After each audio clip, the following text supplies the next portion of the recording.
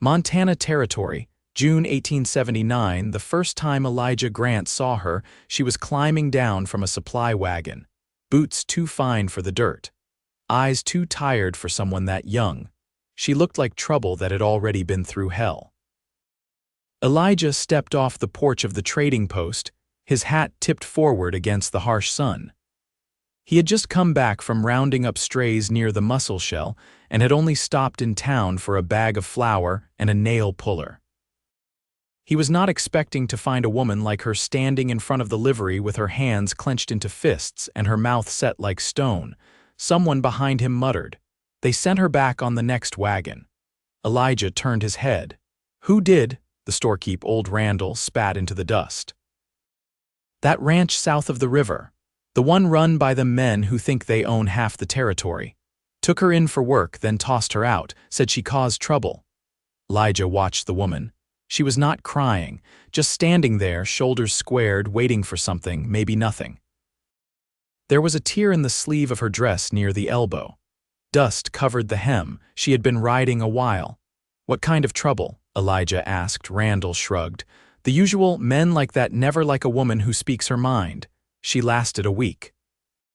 Some say she slapped one of them." Elijah's jaw tightened. He had worked for men like that once. Did not last long either. The woman turned then, scanning the street. She saw Elijah watching her, and for a second her eyes narrowed like she was ready to fight him too.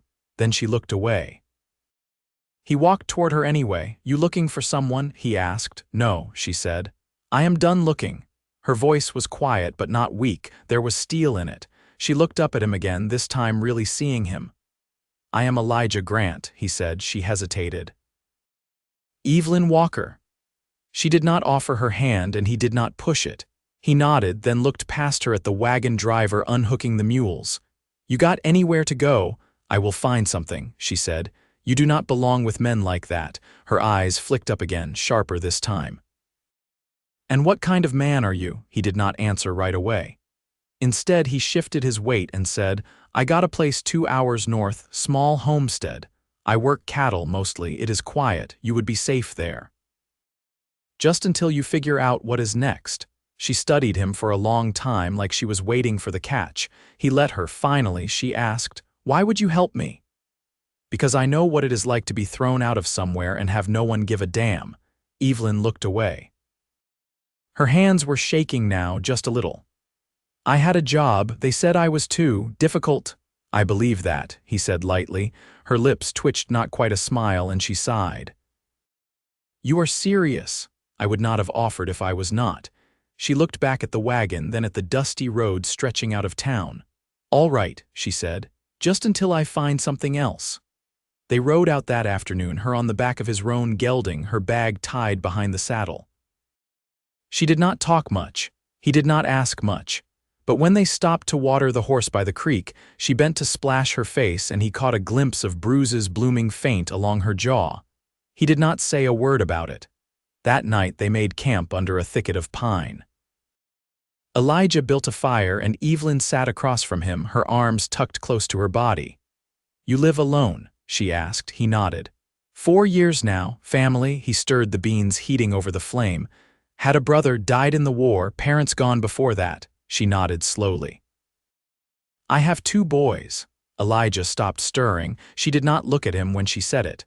"They are with a woman in Miles City, the woman who used to look after them when I worked the saloon. I could not bring them to that ranch, not with those men." He said nothing, just waited. "I was trying to earn enough to bring them somewhere better, but it went wrong. They did things, said things. I slapped one of them when he grabbed me. The others laughed. They told me I was lucky they did not send me back in a pine box." She looked up then, and her voice cracked just once. "I thought I could do anything for my boys, but maybe I cannot." Elijah leaned forward, his voice low. "You did what you had to. That counts." Evelyn held his gaze for a long time, then she blinked and looked away. "I do not want pity. I am not giving it." The fire snapped between them.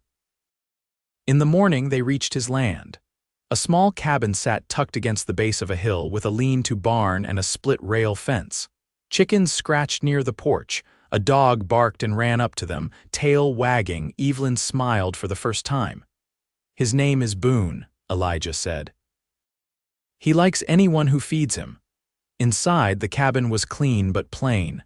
A stove, a table with 2 chairs, a cot pushed against the far wall. He brought in her bag and pointed to the cot. "You can take the bed, I will sleep out in the barn," she frowned. "I can sleep in the barn." "You are not sleeping in the barn." She looked like she might argue, then stopped. "Thank you." He nodded once and stepped outside. Evelyn stood in the doorway, watching him go. The wind lifted her hair and she tucked it behind her ear.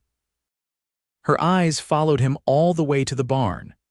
That night, she watched from the window as he lit the lantern and sat outside under the stars, back against the post, dog curled at his side. She did not know what to make of him, but her hands were steady for the first time in days. And her heart, though still heavy, did not feel quite so alone.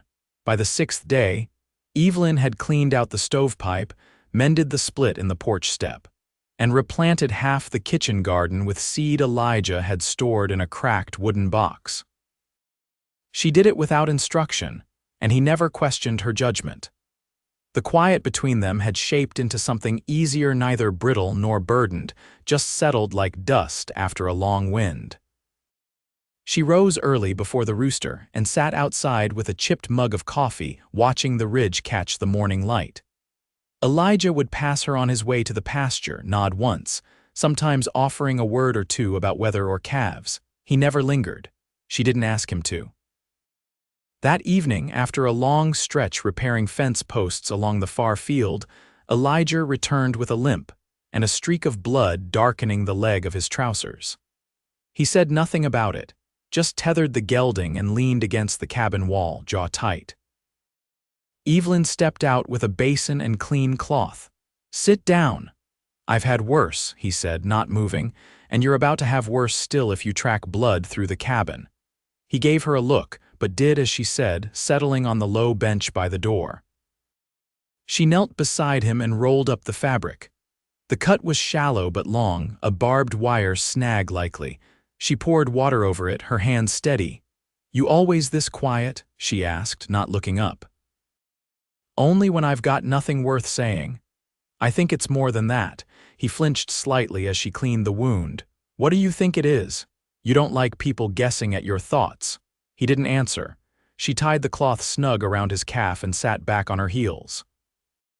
"You ever been married?" "No." "Why not?" He looked over at her, eyes unreadable. Didn't see the point in asking someone to share a life that wasn't settled. She nodded slowly. "I was 17. Married a man with a good laugh and a mean streak he kept hidden until the papers were signed. He died in a shootout outside a saloon in Billings. I didn't cry. Elijah didn't shift, just let the words rest between them. "I never thought I'd want to try again," she said. "Still not sure I do. You don't owe anyone that, I know, but I want my boys to see something better.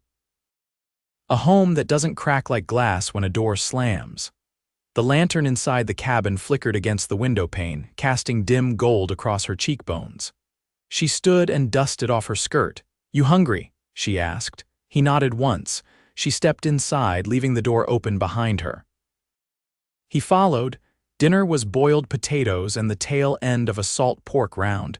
She didn't apologize for the plainness, and he didn't comment on it. Afterward, she scraped the dishes clean and stacked them in the basin. Elijah leaned against the counter, arms folded. "You ever think about leaving this place?" she asked. "Sometimes." "Why don't you?" he shrugged. "The land knows me. I don't have to explain myself to it." She turned, drying her hands on her apron. "That's the first thing you've said that sounds a little like poetry." He didn't smile, but his eyes warmed for a heartbeat. That night, she took the cot again, and he laid a blanket across the floor near the hearth. The air was cool, and Boone curled up between them, snoring soft. Neither of them spoke, but sleep came easier than it had in weeks. In the morning, Evelyn found him already outside, splitting wood beside the barn. She brought him water, and this time he took it without a word, drinking deep. As she turned to go, he said, "I'm riding into town tomorrow." "Need anything?" She thought a moment. "Paper and ink if they've got it." He raised an eyebrow. "I want to write to my boys. Let them know I'm not gone, just figuring out what comes next." Elijah nodded. "I'll bring it." As she watched him return to the chopping block, she felt the ground shift beneath her, not in the way it had when life buckled and broke, but something slower, steadier. Like a river beginning to thaw, Elijah rode out before first light. Evelyn watched from the doorway, arms folded against the cold. The sound of hooves faded into the hush of morning, and the stillness that followed settled deep. She moved slowly through the cabin, tidying the few things left out, then gathered her shawl and stepped into the yard. Boone trailed after her as she crossed to the garden. The beans had sprouted clean lines of green, and the squash vines were thickening along the edge. She crouched to pull a weed, then paused, fingers brushing the soil. The quiet wasn't heavy today, just wide. That afternoon, she hauled water from the spring and scrubbed the floors. She found a small stack of books tucked behind the flower sack, weathered, the bindings soft with age. One was a collection of sermons, the other two were poetry. She left them on the table, unsure if he meant to hide or forget them. By the time Elijah returned, the sun had begun to slip behind the ridge. The horse was lathered, and dust coated his boots up to the knee. He handed her the paper and a small glass bottle of ink, wrapped in a square of cloth. "Thank you," she said, setting them on the table. "There was a woman in town," he said, removing his hat. "Asked after you." Evelyn's hand stilled. "What did she want?" "Name's Ada Green, runs the laundry behind the mercantile, said she used to know you in Miles City, heard you were here." "She's looking to hire." Evelyn's brow furrowed. "I haven't seen her in years. I didn't think she'd remember me." "Said you once gave her boy a pair of boots when his feet were bleeding." Evelyn looked away. "He was just a child. His father drank what little they had. She said if you want the work, it's yours. Said she'd make room for the boys too." Evelyn nodded slowly. "That's good to know." "I told her you weren't in a rush." She looked up at him, something unreadable behind her eyes. "I'm not." Elijah stepped further inside and set a wrapped bundle on the counter. "Picked up a bit of smoked venison, figured it'd stretch us through the week." She unwrapped it, the scent sharp and clean. "You didn't have to, I know." They ate in near silence, only the scrape of fork against tin plate breaking the hush. When they finished, Evelyn uncorked the ink and sat at the table with the blank paper. Elijah moved to the hearth and leaned against the wall, arms crossed. "What are their names?" he asked. "Thomas and Will," she said, not looking up. "They're 9 and 6, he nodded once. "Like to run. They ruin every pair of trousers they own, climb everything. I used to think they'd grow out of it, but I hope they don't." She dipped the pen again. "You want me to give you space?" "No," she said quietly. "I'd like you to stay." She wrote slowly, the words coming one at a time, like drawing water from a deep well. When she finished, she folded the letter and pressed her palm against it. "They'll be all right," Elijah said. "They're stronger than I was at their age. That's because of you." The room felt warmer than it had a moment ago. Boone had curled beneath the table, tail thumping once. Evelyn stood and walked to the window. Outside, the wind stirred the grass in long waves. "You ever think about what it'd be like to raise a family out here?" "I used to," Elijah said. "Then I stopped." "Why?" He hesitated. "Didn't believe anyone would stay." She didn't turn around. "I've never stayed anywhere longer than 2 seasons. But this land feels different." He stepped to her side, not touching her, not crowding, just close. "You don't have to decide anything now," he said. "I know," she whispered. They stood in silence, watching the light fade across the ridge. His presence beside her was steady, unspoken, firm as the earth beneath their feet. When she finally looked at him, something had shifted in her gaze, not softened, but opened. Not trust, not yet, but something close. Something earned. Elijah didn't move. Evelyn reached out just enough to touch her hand to his arm. He rested his over hers. No words passed between them. The lantern burned low. The wind outside carried no weight. The letter was gone by morning. Elijah had taken it into town again, saying little, just offering a small nod as he rode out. Evelyn watched him disappear toward the ridgeline without stepping from the porch. The door creaked faintly behind her when she went back inside, the only sound in the still cabin. She spent most of the morning with her hands in the soil. The garden was beginning to take shape in earnest, and she moved methodically, her skirt damp with dew, fingers dark with earth. The quiet wasn't empty anymore, it held the rhythm of things growing. Around midday, she heard hoofbeats that didn't belong to Elijah's gelding. Boone raised his head, ears twitching.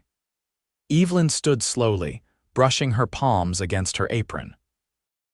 A rider approached from the southern edge of the property, older, thin-shouldered, with a long rifle slung across his back and a face too familiar to ignore. She stepped off the porch and met him halfway. "Didn't expect to find you here," he said, dismounting stiffly. "Heard you were dead." "I'm not," Evelyn said, keeping her voice flat.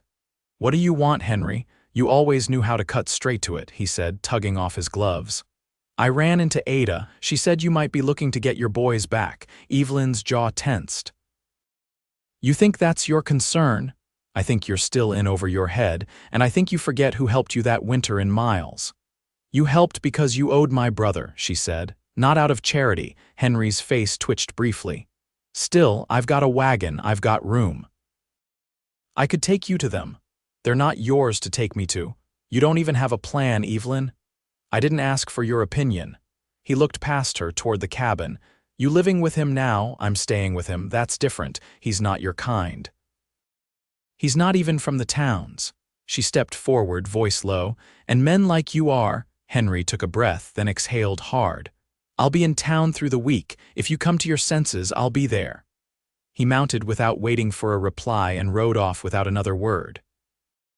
When Elijah returned near sundown, she was splitting kindling behind the cabin, her sleeves rolled to the elbow, face flushed from the heat. He dismounted and led the gelding into the barn before coming to stand beside her. "You had company." She nodded without looking up. "Henry Keene." "Someone I knew a long time ago." He trouble. "Not yet." Elijah crouched, picking up a piece of pine. "He say anything that needs answering?" She set the axe aside and sat on the chopping block. "He thinks I'm making a mistake staying here. Thinks I don't know what I'm doing." "You do." "I'm not sure I do, not all of it, but I know what I'm not doing anymore." Elijah didn't speak. The sun was low, casting long shadows down the slope. "I spent so long trying to be the kind of woman who never needed anyone," she said. "It didn't get me far." "You're not alone here." She looked at him then. "Do you ever wish for something you can't name?" He didn't look away. "Every day." They sat in the falling light, neither reaching for the silence nor hiding from it. Later, after the fire was lit and the sky gone to ink, she took the blanket from the cot and laid it near the hearth beside his, careful not to look at him as she did it. He watched her from the table, one hand resting over the spine of the old poetry book. "You sure?" he asked. She met his eyes. "I've never been more." That night they lay side by side with Boone curled between them, the fire soft on their faces. Sleep came without fear, and for the first time in years, Evelyn didn't dream of running. By the middle of July, the garden was heavy with green, the beans curling thick along their stalks, and the squash rolling in slow, golden ripeness across the earth. Evelyn had taken to rising early still, though now she did so with a kind of quiet contentment that settled into her bones like warmth from the stove. Her hands had grown rougher, her back stronger, but none of it felt like labor anymore. It felt like building. Elijah watched her from the barn sometimes, bridle in hand, as she moved through the rows with a woven basket on her hip. She no longer carried the wary set to her shoulders, the one that had followed her like a shadow when she first arrived. It had been replaced by something steadier, something that looked a little like peace. He didn't speak of it. He didn't need to one afternoon as they sat on the porch shelling peas into a tin pail. Evelyn glanced sideways at him, her fingers moving in rhythm. "I heard back." Elijah looked over. "From your boys," she nodded, a small smile touching her lips. "They're well.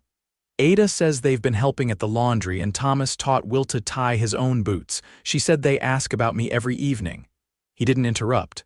"I want to bring them here," she said. "Not today, not tomorrow. But before the frost comes." He nodded slowly. "This land can hold them." "I know," she said. "That's why." They worked in silence for a while longer, the late sun edging golden across the porch. Boone dozed at their feet, belly rising and falling with each breath. "Do you ever think about leaving this land behind?" she asked, not looking up. "I used to think I'd die here alone," Elijah said. "Now I think maybe it was just waiting on the right reason to stay alive." She set the pail aside and turned toward him. "I don't want to do any of this without you. You're not going to." He reached for her hand slowly, like he was giving her every chance to pull away. She didn't. That evening he took her riding. The hills were soft with color, the air thick with the scent of sage and dust. They didn't speak much, and they didn't need to. The quiet between them had grown full, not empty. When they reached the high ridge, she dismounted and stood at the edge, the wind tugging at her hair. "I used to think love was something that burned through you," she said.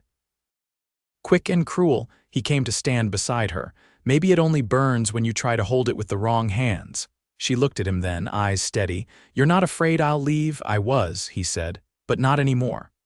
"Why not?" He stepped closer, voice low. "Because you're already home." She leaned into him, and he wrapped his arms around her, the two of them standing alone against the wide sky. Her cheek rested against his chest, and his chin fit easily against the crown of her head. They stayed that way until the stars came out. The next week, Evelyn rode into town with Elijah. She walked into the telegraph office and sent a message to Ada asking her to prepare the boys for travel. No dramatics, no grand words, just the truth. She had a place for them now. On the way back, Elijah handed her a folded piece of paper. "Something I've been working on." She opened it. His handwriting was rough, uneven, but the words were careful. It was a deed. He had added her name alongside his. She looked at him, eyes wide. "I figured if you're planting roots here," he said, "you might as well own a piece of the soil." Her throat tightened. "You didn't have to, I wanted to," he said. "It's not charity, it's a promise." She folded the paper back, slow and deliberate. "Then here's mine. I'll stay." The summer turned toward harvest, and with it came a wagon from Miles City. Two boys tumbled out, sun-browned and wide-eyed, arms flung around their mother before the dust from the wheels had even settled. Elijah stood beside the porch, watching as Evelyn held them tight, her face buried in their shoulders. Later, she introduced them to Boone and showed them the crooked chicken coop. Elijah stayed back, letting them find their way. But that evening, when Thomas asked to help him mend the corral gate, he handed the boy a mallet without hesitation. Will fell asleep curled against Evelyn on the porch, and she carried him inside with a kind of grace that didn't need words. That night she sat beside Elijah near the fire, both boys asleep in the cot. She leaned her head on his shoulder, hand resting on his knee. "You ever think you'd have this?" she asked. He shook his head. "Not once." "Do you want more?" He looked down at her. "Just this." "Every day." She reached up and kissed him, slow and certain. Outside, the wind moved through the grass like an old lullaby. Years passed. The boys grew like weeds, and the land kept pace. Evelyn ran the garden and taught reading at the church hall when the snow allowed. Elijah built a second room onto the cabin with Thomas's help. Will carved a whistle from pine and taught it to sing. Boone slowed, but never stopped following them from field to field. They never left. And when folks asked how they'd come to be the way they were, solid, rooted, whole, Evelyn would smile and say, "We earned it. Every piece." The land held them, and they held each other. Nothing burned, everything bloomed.